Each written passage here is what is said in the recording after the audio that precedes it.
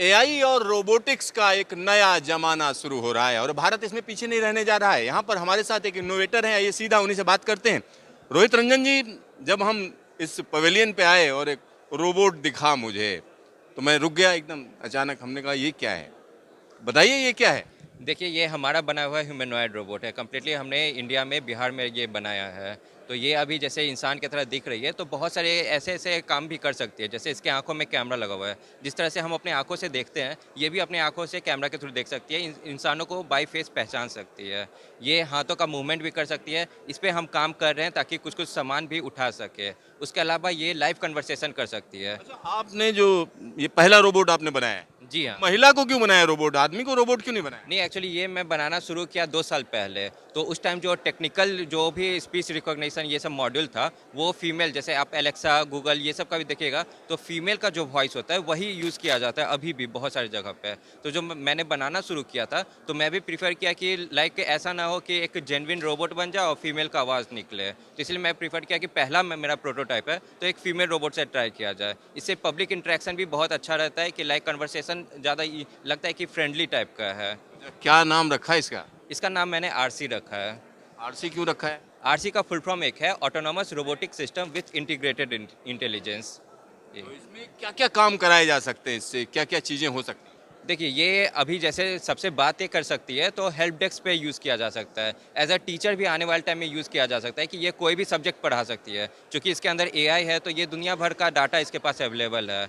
हम लोग इसको इस तरह से बना रहे हैं कि आने वाले टाइम में बहुत तरह का, जैसे अभी सीसीटीवी कैमरा लगाया जाता है सर्वेलेंस के लिए, लाइक ओल्ड एज होम में निगरानी के लिए अभी भी लोगों को रखा जाता है। उसके जगह पे अगर एक रोबोट को रख दिया जाए, तो लोगों का मदद भी कर सकती है। एज अ नर्स भी ये काम कर सकती है हॉस्पिटल्स में। अच्छा, क्या ये मूवमेंट भी करती है, चलती भी है? हाँ, अभी इसमें चक्का लगा हुआ है, व्हील्स बेस्ड ये मूवमेंट हो पाता है। लेकिन हम लोग कोशिश कर रहे हैं कि इसका जल्द से जल्द पैर भी डेवलप करने का। तो अगर हमें उस तरह का फाइनेंशियल सपोर्ट मिलता है, तो हम लोग इंडिया का पहला ऐसा ह्यूमनॉइड रोबोट बनाएंगे जो कि पैरों पे चल सकती हो।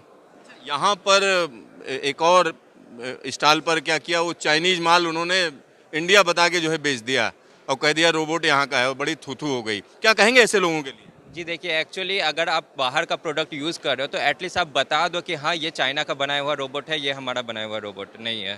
तो इससे में होता है कि कहीं ना कहीं इंडिया का बदनामी होता है। तो कहीं ना कहीं आप अगर खुद से बना रहे हो, तो ही आप प्रमोट करो कि ये हमारा बनाया हुआ रोबोट है। अदरवाइज़ आप पहले बता दो कि ये वहाँ से मैंने लेकर के आया है। अच्छा, इस रोबोट को बनाने में कितना वक्त लगा, कितना पैसा आपका लगा? देखिए, अभी तक तो 2 साल करीब मैंने इस पे दे चुका हूँ और करीब 10 लाख तक मैं इन्वेस्ट कर चुका हूँ। बहुत सारे मशीन्स खरीदने पड़ते हैं, 3D प्रिंटर, अलग-अलग तरह का, जैसे इसका सिलिकॉन मास्क यूज़ किया गया है, वो इंडिया में तो फ़िलहाल मिलता भी नहीं है, मुझे बाहर से इम्पोर्ट करवाना पड़ा।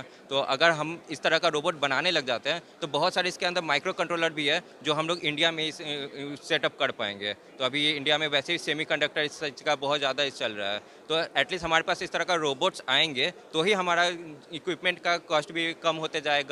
हम लोग इन हाउस यहाँ इंडिया में ही बनाना शुरू कर देंगे। रंजन जी, एक और चीज़ बताइए, जब इस तरीके के रोबोट्स एक बड़े लेवल पर बनने शुरू हो जाएंगे, तो अगला फॉर्मेट क्या होगा? आपके दिमाग में क्या इमेज, आप क्या करने जा रहे हैं?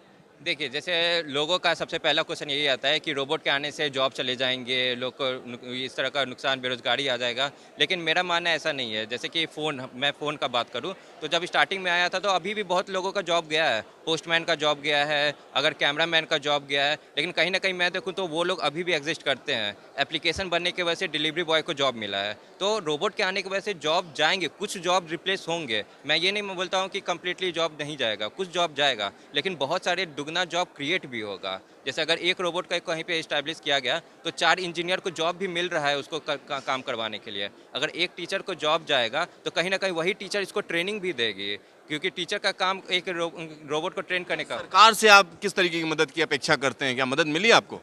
देखिए, अभी तक तो हम लोग कम्प्लीटली बूटस्ट्रैप पे हैं। हम लोग खुद से सारा फंड लगा करके कर रहे हैं। सरकार से मैं बस इतना दरख्वास्त करना चाहता हूँ कि बहुत सारे सरकारी स्कूल्स हैं, सरकारी कॉलेजेस हैं, जहाँ पे इस ग्रेड का एजुकेशन अभी भी नहीं मिल पा रहा है। छोटे-छोटे खिलौना जैसे रोबोट पे ही सिखाया जा रहा है। वही अगर चाइना का मैं एजुकेशन सिस्टम का बात करूँ, तो वहाँ काफ़ी एडवांस लेवल का छोटे लेवल से ही शुरू किया जाता है।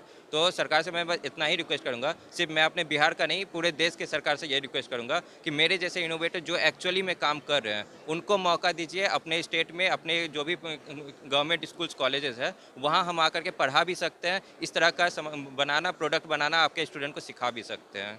यहाँ अगर रोहित की बात करें तो बड़ी बात कर रहे हैं, क्योंकि देश में इनोवेटर्स की कमी नहीं है। एक अलग तरीके की सोच रखने वाले लोग हैं, नौजवान हैं जो काम करना चाहते हैं। आप सोचिए, ये अपने पैसे से बनाया हुआ है, यानी इसमें सरकारी मदद जो है चाहिए, बिल्कुल चाहिए, क्योंकि इसको अगर और अच्छा करना है और हमें दुनिया में नाम करना है तो कहीं ना कहीं रंजन जैसे तमाम इनोवेटर्स की सीधी सीधी मदद की जानी चाहिए। तो रंजन जी, आपका ढेर सारा धन्यवाद। Thank you so much sir. Siddharth, Delhi news station.